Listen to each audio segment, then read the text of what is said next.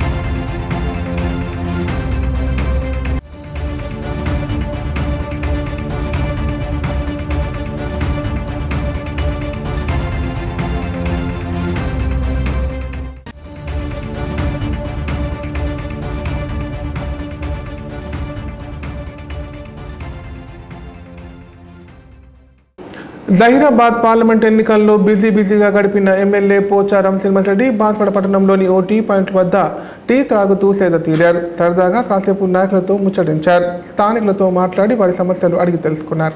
దాదాపు 2 నెలలుగా జహీరాబాద్ పార్లమెంట్ ఎన్నికల్లో క్షణం తీరిక లేకుండా గడిపిన ఎమ్మెల్యే పోచారం శ్రీనివాసరెడ్డి బాన్స్వాడ పట్టణంలోని ఇమ్రాన్ టీ పాయింట్ వద్ద టీ త్రాగుతూ సేద తీరారు. ఉదయం హైదరాబాద్ వెళ్ళడానికి సిద్ధమైన పోచారం పాత మున్సిపల్ కార్యాలయం వద్ద ఆగి టీ త్రాగారు. సరదాగా కాసేపు నాయకులతో ముచ్చటించారు.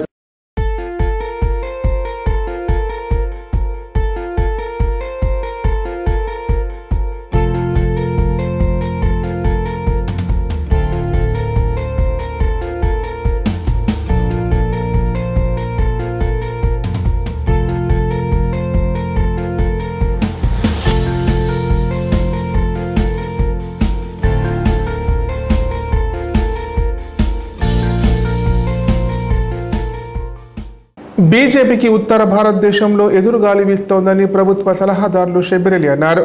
మత రాజకీయాలు తప్ప కేంద్ర మోదీ ప్రభుత్వం చేసిందేమీ లేదన్నారు. బీజేపీ బీఆర్ఎస్ పార్టీలు రెండు ఒకటేనని చెప్పారు. కమలం గుర్తుకి ఓటు వేయమని భారాస నాయకులు చెప్పడం బహిరంగ రహస్యమని పేర్కొన్నారు. కామారెడ్డి జిల్లా కేంద్రంలోని క్లాసిక్ ఫంక్షన్ హాల్లో ప్రభుత్వ సలహాదారులు షబ్బీర్ అలీ మీడియా సమావేశం నిర్వహించారు. ఈ సందర్భంగా షబ్బీర్ అలీ మాట్లాడుతూ పార్లమెంట్ ఎన్నికల్లో దాదాపు 2 నెలలుగా సహకారాలు అందించిన అభిమానులు ప్రజలకు ధన్యవాదాలు తెలియజేశారు. ఎన్నికల్లో కాంగ్రెస్ పార్టీ కోసం కష్టపడి పనిచేసిన నాయకులు కార్యకర్తలకు కృతజ్ఞతలు తెలిపారు. రాత్రనక పగలనక తాము పడిన కష్టానికి ఫలితం దక్కబోతుందన్నారు. దాదాపు రాష్ట్రంలో కాంగ్రెస్ పార్టీకి 11 నుంచి 14 సీట్లు రావడం ఖాయమని సీఎం రేవంత్ రెడ్డి చెప్పడం జరిగిందన్నారు. ఇందులో జహీరాబాద్ ఎంపీగా సురేష్ షెట్కర్ గెలుపొందడం ఖాయమని ధీమా వ్యక్తం చేశారు. కామారెడ్డి జిల్లాలోని పలు ప్రాంతాలు తప్ప మిగతా ప్రాంతాల్లో ప్రజలు కాంగ్రెస్ కు బ్రహ్మరథం పట్టారన్నారు. ఇక బీఆర్ఎస్ బీజేపీ పార్టీలు రెండు ఒకటేనని చెప్పారు. బహిరంగంగానే బారాస నాయకులు కార్యకర్తలు బీజేపీకి ఓటు వేయడం చెప్పడం ఇందుకు నిరసనమన్నారు. అంతకుముందు కామారెడ్డి మండలం గర్గుల్ గ్రామానికి చెందిన చింతల అలేఖ్య అనే వికలాంగ యువతికి ఆపరేషన్ నిమిత్తం 5 లక్షల రూపాయల ఎలువసిని అందజేశారు. అంటే స్టేట్ పాలసీ ఏముందో తెలియదు. నా వ్యక్తిగతంగా నాకున్న వ్యక్తిగత అనుభవం ప్రజాకరాల మీద తెలుసు.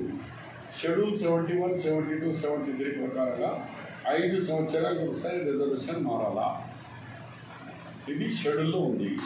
కానీ కేసీఆర్ ఆయన మొండితనంతో 5 సార్లు 10 సార్లని 10 సంవత్సరాలు పెట్టుకున్నాను. మరి మేము చట్టాన్ని ఆ చట్టం కాంగ్రెస్ పార్టీ చేసింది. అప్పుడు మణిశంకర్ అయ్యర్ పంచాయత్ రాజ్ అభియాన్ ద్వారా ఆ పార్లమెంట్లో చట్టం చేసింది కాంగ్రెస్ పార్టీ. కాబట్టి మా చట్టానికి మేమెంత ఉల్లంఘిస్తాం? మేము పార్లమెంట్లో పాస్ చేసింది 5 సంవత్సరాలకు ఒకసారి రిజర్వేషన్. इंडिया अलायंस को उनका जीत आना, उन अलायंस पार्टनर है, उनको सीट आए तो इंडिया घुटन में कायदे से నేను మోదీ చెప్తున్నప్పుడు ఇక ఎమ్మెల్యే ఓపెన్గా ఒక మత పేరు తీసుకొని నేను వస్తే నా దమ్ము నా శరీరంలో ఉన్న మేరే శరీర్ మే జనాభాకు ప్రతినిధ్యం వహిస్తున్న వ్యక్తి ఇక అలా మాట్లాడితే ఇక చిన్నోడు మాట్లాడరా, పెద్దోడే డైరెక్ట్ మాట్లాడే చిన్నది లెక్క అదే కాకపోతాడు వాడు. సరే ఎన్నికలు నేనైతే బాబు ఇవాళ అయితే నేను కామారెడ్డి నుంచి నేను మొదటిసారి నా జీవితంలో 31 డే 11 తారీఖు రంజాన్ అయింది. 12కు గుల్బర్గా పోయినా. గుల్బర్గా నామినేషన్ మా దోస్త్ తీసుకొని వచ్చినా అంటే ఇక జరగలేదు. చాలా గంటలలో ఒక్క సంఘటన కూడా పోలీసు ఎక్కడన్నా లాఠీ చార్జ్ జరిగింది, అవాచనాలు జరిగినాయి, ఎక్కడన్నా వార్త రాలేదు. మరి ఎక్కడ జరిగిందో తెలియదు. ఎక్కడన్నా చుట్టూ ఉంటే పొమ్మంటుండొచ్చు, కానీ నేను కూడా బూతులలో పోలే, మా నాయకులు కూడా ఎవరు పోలే. ఎందుకంటే మేమే ఇప్పుడు ప్రభుత్వంలో ఉండి రాంగ్ ఇన్ఫర్మేషన్ పోతుంది. నేను ఒక సలహాదారుగా క్యాబినెట్ ర్యాంక్గా నేను బయటికి పోతే బాగుండేది. నా బూత్ వరకే పోయినా వచ్చిన. మరి ఎవరు వైలేషన్ చేసినారు?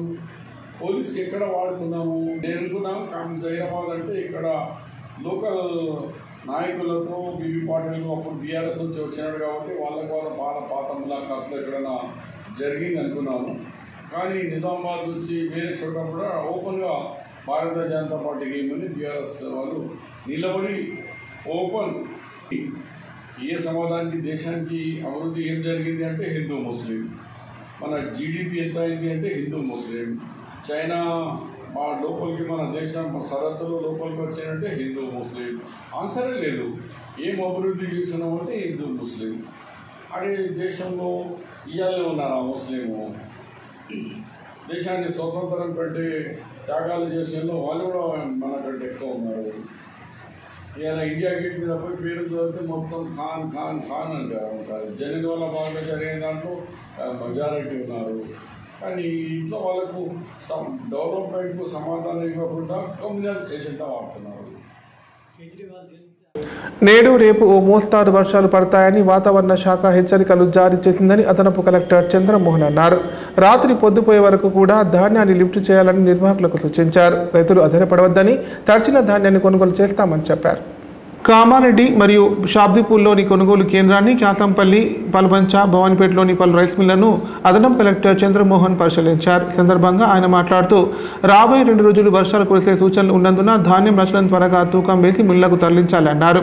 రైతులకు అవసరమైన టార్పలిన్లు అందించాలని, మౌలిక వసతులు కల్పించాలని నిర్వాహకులకు సూచించారు. రైతులు కూడా ధాన్యం కుప్పలపై టార్పలిన్లు కప్పి ఎగిరిపోకుండా చూసుకోవాలని కోరారు. రైతులు అధైర్యపడవద్దని, తడిచిన ధాన్యాన్ని కొనుగోలు చేసి బాయిల్డ్ రైస్ మిల్లకు తరలిస్తామన్నారు. కాగా తడిచిన ధాన్యాన్ని ఆరబెట్టి తేమ శాతం తగ్గేలా చూడాలన్నారు. అనంతరం బాయిల్డ్ రా రైస్ మిల్లను సందర్శించి అక్కడ వేచి ఉన్న లార్లలో ధాన్యాన్ని వెంటనే అన్లోడ్ చేసుకుని ట్రాక్ షీట్ జారీ చేయాలన్నారు. రైతులను ఇబ్బందులు గురి చేయకుండా మిల్లుకు వచ్చిన లార్లను 24 గంటలలోగా అన్లోడ్ చేసుకుని తిప్పి పంపితే తిరిగి కొనుగోలు కేంద్రాల్లో ధాన్యం లోడింగ్ చేసి పంపడానికి అవకాశం ఉంటుందని పేర్కొన్నారు.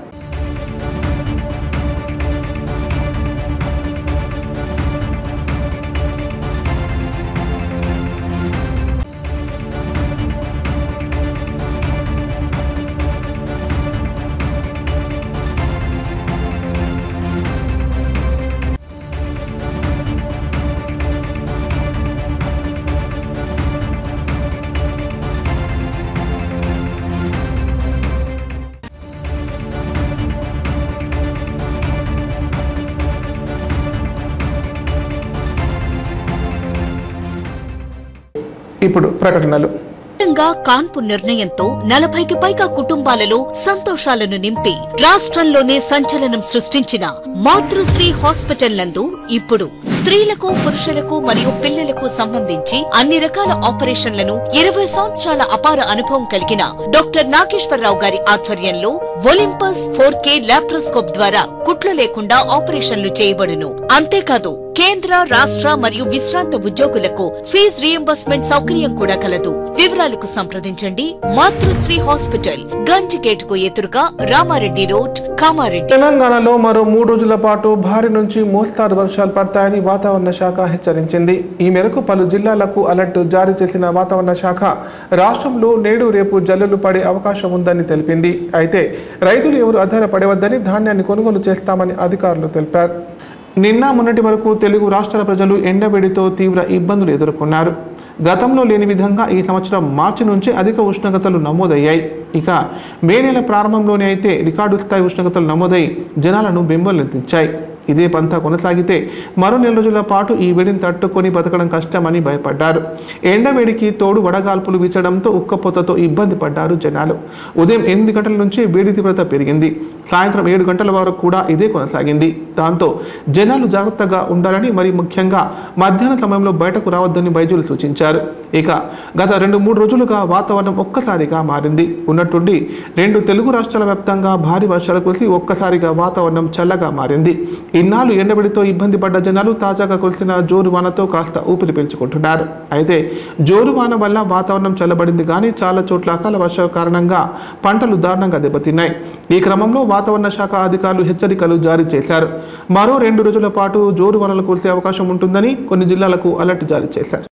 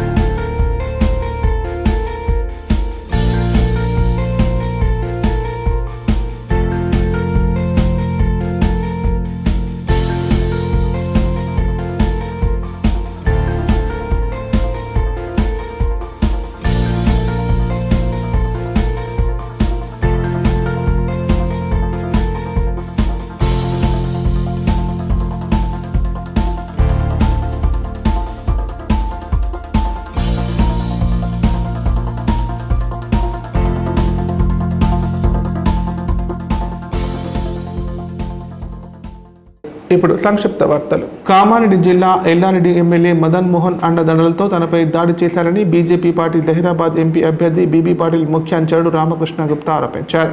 ఈ నెల 12వ తేదీన తన వ్యక్తిగత పనుల నిమిత్తం లింగంపేట నుండి పరమల్ల గ్రామానికి వెళ్తున్న మార్గ మధ్యలో తనని కాపు కాసి అకారణంగా తనపై దాడి చేసినట్టు తెలిపారు. ఈ విషయంపై స్థానిక లింగంపేట పోలీస్ స్టేషన్లో ఫిర్యాదు చేసినా పోలీసులు ఇప్పటి వరకు పట్టించుకోవడం లేదన్నారు. మదన్ మోహన్ ప్రోద్బలంతో లింగంపేట పోలీసులు ఇప్పటి వరకు దాడి చేసిన వారిపై చర్యలు తీసుకోకపోవడం దారుణమన్నారు. కాంగ్రెస్ పార్టీ అభ్యర్థి సురేష్ షెట్కర్ ఓటమి భయంతో బీజేపీ నాయకులపై కాంగ్రెస్ నాయకులు దాడులు పాల్పడ్డట్టు తెలిపారు. దాడులు చేసిన కాంగ్రెస్ నాయకులపై ప్రతి దాడులు. నా పేరు అతిమల రామకృష్ణ గుప్తా. నేను బీబీ పార్టీలోకి ప్రధాన అనుచరుని, బీజేపీ పార్టీలో కార్యకర్తగా ఉన్నా. ఈరోజు ఇక్కడ ప్రెస్ మీట్ ఏర్పాటు చేయడానికి ముఖ్య ఉద్దేశం, ఈరోజు ఇక్కడ లింగంపేట మండలంలో ఎల్లారెడ్డి నియోజకవర్గంలో కాంగ్రెస్ పార్టీ నాయకులు, కాంగ్రెస్ పార్టీ గుండాలు అనాలి, కాంగ్రెస్ పార్టీ గుండాలు వాళ్ళ మితిమీరిన ఉత్సాహంతో ఈరోజు బీజేపీ కార్యకర్తలపైన, బీజేపీ నాయకులపైన దాడి చేస్తూ ఉన్నారు. ఇది ధర్మబద్ధమైనది కాదు. ఈ రకంగా భౌతికంగా దాడులు చేస్తూ మొన్న మే 12వ తారీఖు నాడు అర్ధరాత్రి నేను నా వ్యక్తిగత పనుల మీద ఎల్లారెడ్డికి పోతూ ఉంటే నా కారును వెంబడించి దాదాపుగా ఎంతమంది వచ్చారు, ఒక 40 నుంచి 50 మంది వచ్చారు. దాంట్లో నుంచి ఒక 10 మంది నా మీద నాన్ స్టాప్గా ఒక 15 నిమిషాల పాటు దాడి చేసి నా కారును ధ్వంసం చేశారు. నన్ను ఫిజికల్గా నాకు చాలా ఇంజూరీ చేశారు. దాంట్లో నా పైన దాడి చేసిన ఈ దాడిని బీజేపీ పార్టీ మేమందరం తీవ్రంగా ఖండిస్తున్నాం. ఇటువంటి దాడులకు ఎప్పుడు కూడా ఏ పార్టీ స్వాగతించదు. ఈరోజు గెలుస్తలేము, ఓడిపోతున్నామన్న భయంతో కాంగ్రెస్ పార్టీ ఈ రకమైన నీచ రాజకీయాలకు తెరలేపుతా ఉన్నది. ఇది కరెక్ట్ పద్ధతి కాదు. ఈరోజు నిన్న పోలింగ్ స్టేషన్లో కూడా అక్కడక్కడ మా కార్యకర్తలు బెదిరించే ప్రయత్నం చేస్తూ ఉన్నారు. ఇలా మద్యాన్ని అలవాటు చేసింది వారు, డబ్బును పంచుతున్నది వాళ్ళు. ఇవాళ మా కార్యకర్తలు కనీసం బీజేపీకి ఓటు వేయమని చెప్పేసి వేషాలు తప్పితే ఇలా ఎందుకు గెలిపించడం నిన్ను, ఇట్లాంటి గుండాలను పెంచి పోషిస్తూ ఇలా అందరినీ బ్లాక్మెయిల్ చేస్తూ ఇలా అందరినీ భయభ్రాంతులకు గురి చేస్తుండు. ఎమ్మెల్యే గారు, ఇది కరెక్ట్ పద్ధతి కాదు. మీకు మళ్ళొకసారి లింగంపేట బీజేపీ పక్షాన ఎల్లారెడ్డి నియోజకవర్గం తరఫున మీకు హెచ్చరిస్తా ఉన్నాం. ఇట్లాంటి భౌతిక దాడులు మీరు ఖచ్చితంగా మానుకోవాలి. ఇట్లాంటి భౌతిక దాడులు మీరు మానుకోకపోతే మా కార్యకర్తలు ఎట్లా ఉంటారంటే రామదండు సైన్యం ఉన్నది. ఇక్కడ నరేంద్ర మోడీ గారి సైన్యం ఉన్నది. ఈ రోజు నుంచి మళ్ళీ చెప్తా ఉన్నా, మీరు ఎక్కడైతే పోలీస్ స్టేషన్లో ఇచ్చిన ఫిర్యాదు మేరకు వారిని అరెస్ట్ చేయకపోతే నేను కోర్టు ఎంక్వైరీ కూడా కోరబోతా ఉన్నాను. ఎట్టి పరిస్థితుల్లో దీన్ని వదిలే ప్రసక్తే లేదు. నా మీద దాడి చేసిన ప్రతి ఒక్కరిపైన ఖచ్చితంగా చర్య తీసుకునేంత వరకు నేను పోరాడతా. మేము వెనుకపోయే రక్తం లేదు. ఎల్లారెడ్డి నియోజకవర్గం ఇప్పటి వరకు ఇట్లాంటి సంస్కృతి లేదు. ఇవాళ ఎంతో మంది ఎమ్మెల్యేలు వచ్చారు, ఇక్కడికి ఎంతో మంది వచ్చిర్రు, ఓడిపోయినారు. కానీ ఎప్పుడు ఎల్లారెడ్డి నియోజకవర్గం ఇట్లాంటి లేదు. ఎల్లారెడ్డి నియోజకవర్గం ప్రశాంతతకు మారిపోయారు. ఇవాళ ప్రశాంతంగా ఉన్న ఎల్లారెడ్డి నియోజకవర్గాన్ని నువ్వు బీహార్, యూపీ. వార్తలు ఇంతటితో సమాప్తం. తిరిగి ప్రసారమే వార్తల్లో మళ్ళీ కలుద్దాం. అంతవరకు సెలవు, నమస్కారం. చూస్తూనే ఉండండి K9 ప్రతిక్షణం ప్రజాపక్షం.